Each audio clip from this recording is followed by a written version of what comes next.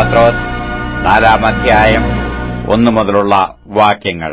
ക്രിസ്തു ജഡത്തിൽ കഷ്ടമനുഭവിച്ചതുകൊണ്ട് നിങ്ങളും ആ ഭാവം തന്നെ ആയുധമായി ധരിപ്പീൻ. ജഡത്തിൽ കഷ്ടമനുഭവിച്ചവൻ ജഡത്തിൽ ശേഷിച്ചിരിക്കും കാലം ഇനി മനുഷ്യരുടെ മോഹങ്ങൾക്കല്ല, ദൈവത്തിന്റെ ഇഷ്ടത്തിനത്ര ജീവിക്കേണ്ടതിന് പാപം വിട്ടൊഴിഞ്ഞിരിക്കുന്നു. കാമാർത്ഥികളിലും മോഹങ്ങളിലും വീഞ്ഞുകുടിയിലും വെറിക്കൂത്തുകളിലും മദ്യപാനത്തിലും ധർമ്മവിരുദ്ധമായ വിഗ്രഹാരാധനയിൽ നടന്ന് ജാതികളുടെ ഇഷ്ടം പ്രവർത്തിച്ചുകൊണ്ട് കാലം പോക്കിയതു മതി. ദുർനടപ്പിന്റെ അതേ കവച്ചിലിൽ നിങ്ങൾ അവരോട് ചേർന്ന് നടക്കാതിരിക്കുന്നത് അപൂർവം എന്നു വെച്ച് അവർ ദുഷിക്കുന്നു. ജീവികളെയും മരിച്ചവരെയും ന്യായം വിധിപ്പാൻ ഒരുങ്ങിയിരിക്കുന്നവന് അവർ കണക്ക് ബോധിപ്പിക്കേണ്ടി വരും.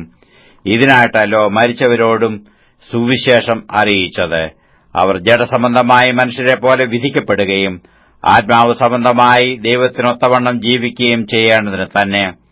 എന്നാൽ എല്ലാറ്റിന്റെയും അവസാനം സമീപിച്ചിരിക്കുന്നു.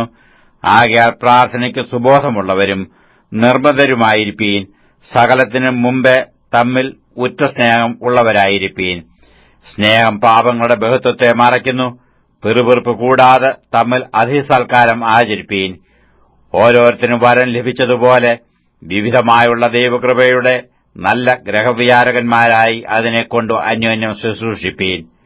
ഒരുത്തൻ പ്രസംഗിക്കുന്നുവെങ്കിൽ ദൈവത്തിന്റെ അരുളപ്പാട് പ്രസ്താവിക്കുന്നുവെന്ന പോലെയും, ഒരുത്തൻ ശുശ്രൂഷിക്കുന്നുവെങ്കിൽ ദൈവം നൽകുന്ന പ്രാപ്തിക്ക് ഒത്തവണ്ണവും ആകട്ടെ.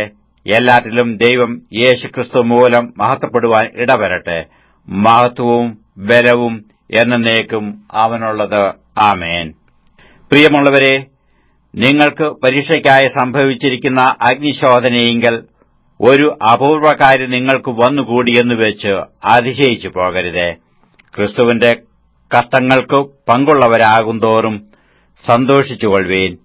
അങ്ങനെ നിങ്ങൾ അവന്റെ തേജസ്സിന്റെ പ്രത്യക്ഷതയിൽ ഉല്ലസിച്ചാനന്ദിപ്പാൻ ഇടവരും. ക്രിസ്തുവിന്റെ നാമം ഹേതുവായി നിന്ന് സഹിക്കേണ്ടി വന്നാൽ നിങ്ങൾ ഭാഗ്യവാന്മാർ. മഹത്വത്തിന്റെ ആത്മാവായ ദൈവാത്മാവ് നിങ്ങളുടെ മേൽ ആവസിക്കുന്നുവല്ലോ.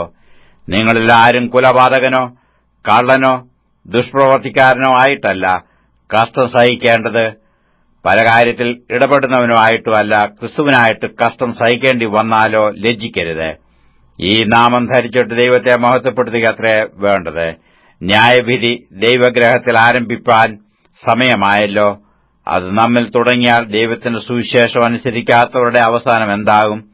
നീതിമാൻ പ്രയാസേന രക്ഷപ്രാപിക്കുന്നുവെങ്കിൽ അഭക്തന്റെയും പാപിയുടെയും ഗതി എന്താകും? അതുകൊണ്ട് ദൈവപ്രകാരം കഷ്ടം സഹിക്കുന്നവർ നന്മ ചെയ്തുകൊണ്ട് തങ്ങളുടെ പ്രാണനെ വിശ്വസ്തനായ സൃഷ്ടാവിങ്കൽ പരമേൽപ്പിക്കട്ടെ.